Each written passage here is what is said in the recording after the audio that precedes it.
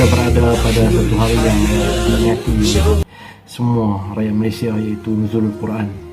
Bulan Ramadan adalah bulan diturunkan Al-Quranul Karim.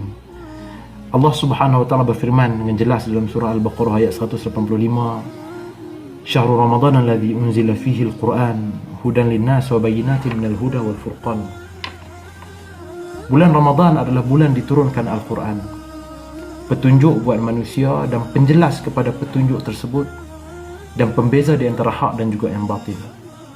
Jelas menunjukkan bahawasanya Al-Quran itu adalah petunjuk buat manusia dan penjelas kepada petunjuk tersebut, dan ianya adalah pembeza di antara hak dan juga yang batil, yang mana baik dan yang mana buruk.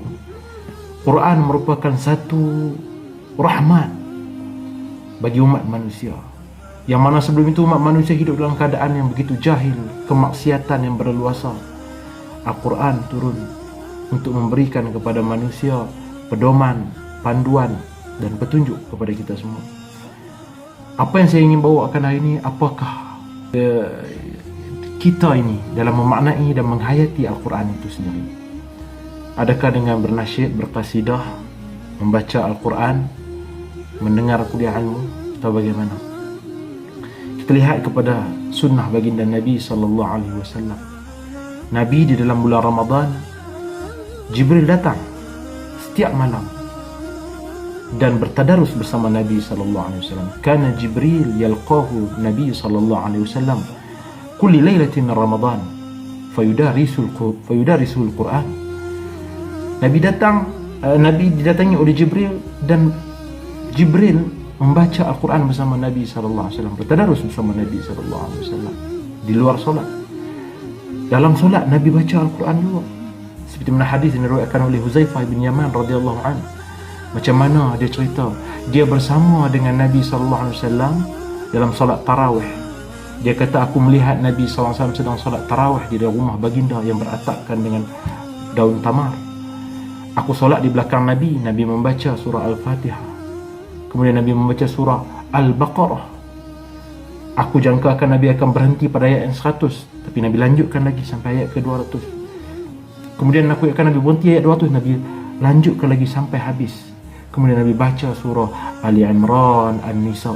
Panjang Nabi baca Al-Quran. Subhanallah.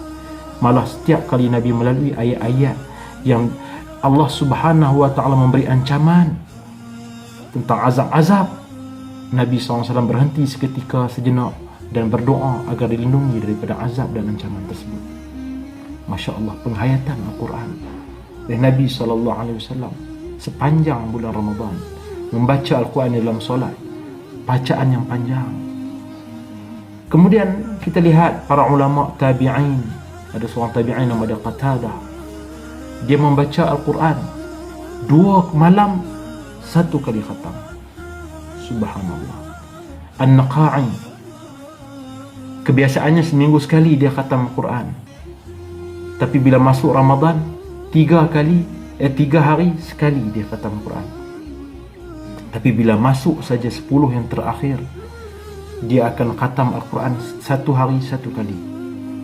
Imam Syafi'i rahimahullah, dalam sebulan Ramadan Imam Syafi'i mengkhatamkan Al-Quran sebanyak 60 kali.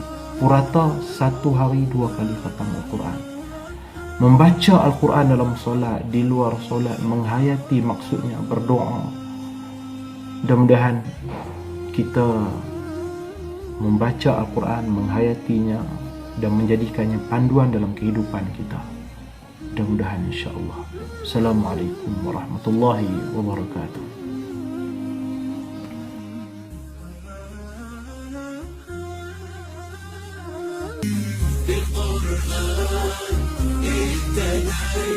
في رحمه تحلو الحياة.